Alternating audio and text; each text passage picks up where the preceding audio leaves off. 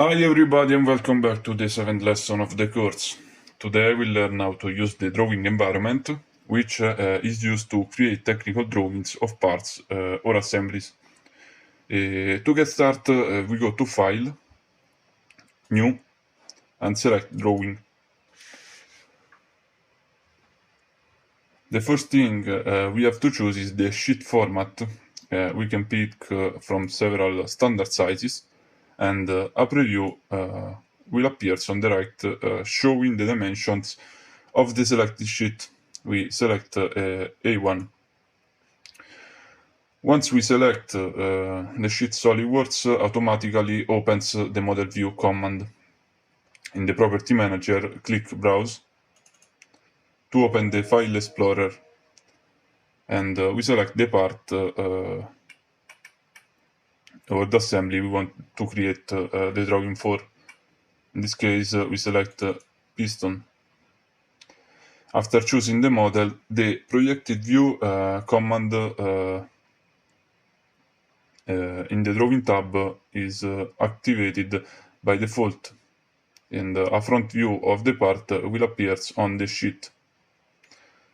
Just clicking to place it, usually in the bottom left corner, and then if we move the cursor in different direction, we generated projected views. To the right we have right view, upwards the top view, downwards the bottom view, to the left the left view, and if we move diagonally we can place the isometric to have a global view of the model. Now in this case we position only the right view. The position of the front view is important because it determines the orientation of the other views. We should choose a front view that best represents the geometry and shows the most details. Under we click OK. Now if we select a view in the command manager, in the property manager, we have all the parameters that we can change to modify our drawing. For example, in display style, we can define how each view appears, like this. The commonly used for technical drawings are hidden lines visible and hidden lines removed. We can also set the scale of the drawing. The first auto-scale the view to fit the sheet, and the second lets we manually define the scale.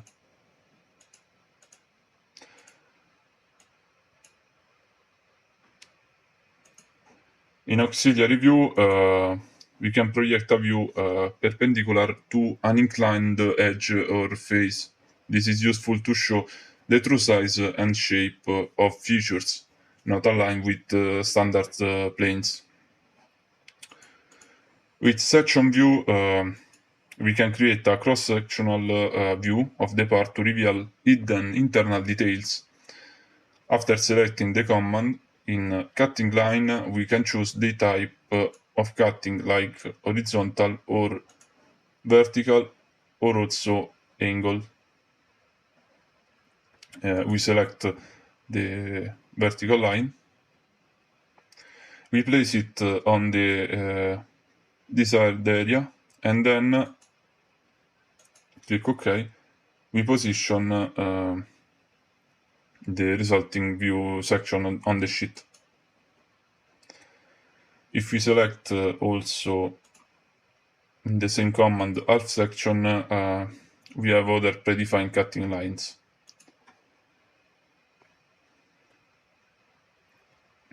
Removed section creates a section view by selecting two opposite sides of the part, like this. We create a cutting line that we can also angle. And if we click OK, it creates the view, the section view by the cutting line we draw.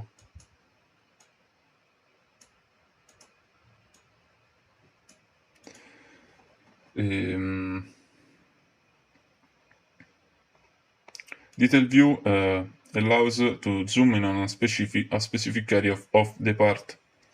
Once the command is active, we draw a circle around the area we want to detail. In this case, like this. And the view is generated automatically. In the command manager, we can modify parameters like display style or also the scale.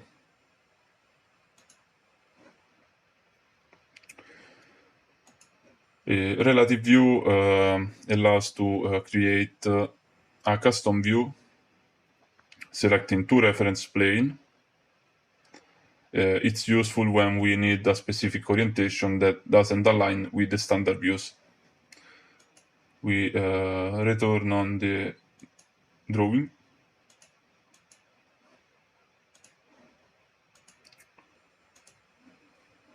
With standard tree view,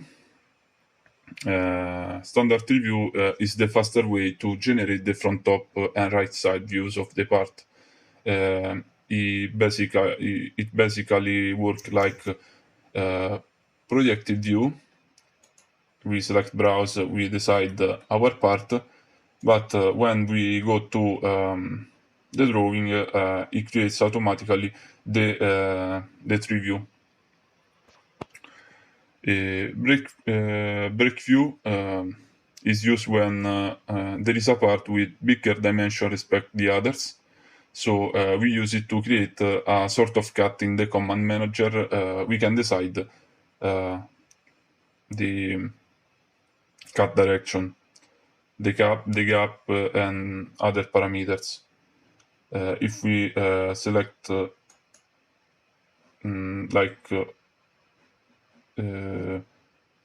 this, we can decide if the cut direction has to be vertical or horizontal. Here we have to set the first cut and then the second one. Here we have also the gap size that we can increase, and we also have the break line style.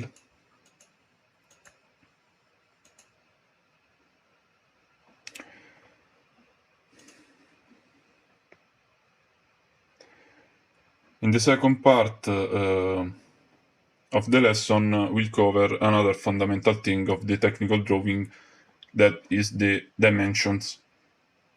To add dimensions, we use the Annotation tab, where we find all the commands necessary to annotate the drawing.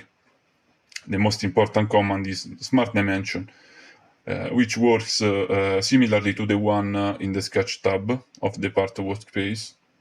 We simply click on the edge or the feature to add the dimension, and the dimension is placed. To increase the dimension of the numbers, we go to options. We select document properties, detail, dimensions, font, and here in 8 we modify the 8 value. For example, we set 10. We click OK, and the dimension is bigger than before. In the command manager, we can also set the tolerance type, like the basic or the bilateral. And we can also add symbols like the diameter or the degrees or also center line or angle of depth. These symbols are usually applied automatically depending on what we are dimensioning. Another useful command is model items. It allows us to select a view and automatically insert all the associated dimensions from the model into the drawing. The spell checker detects any spelling mistake in the document, but we don't use it.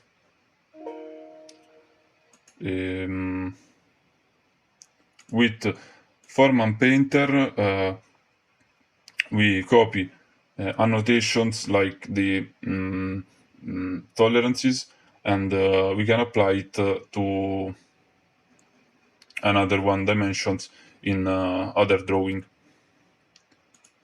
With the note command, we can insert custom text into the drawing, and we can modify all the different parameters like the height or the form, and in linear note pattern we can create an array or a repeated pattern of the note we just write. In assembly drawing, we use balloon to create a circle with a number inside, pointing to a component like this.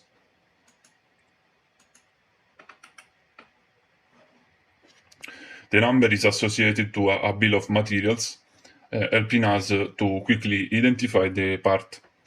We can do this automatically with auto balloon for all components in a selected view. The magnetic line help us to align balloon along a guideline. Surface finish is used when we want to specify the surface roughness on a selected face,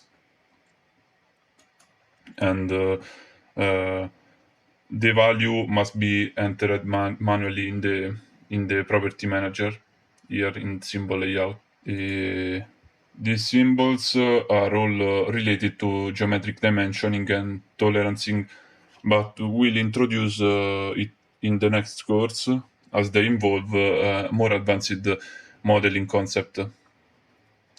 The last command to see is center mark, that are center mark and center line. Center mark adds a center cross to the arcs selected or the circle, and center line creates a center line between two edges like this one.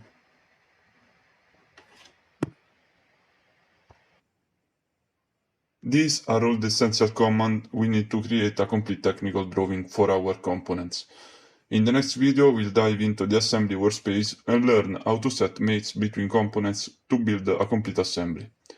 Don't forget to subscribe and like the video to support the channel. If you have any questions, leave a comment below.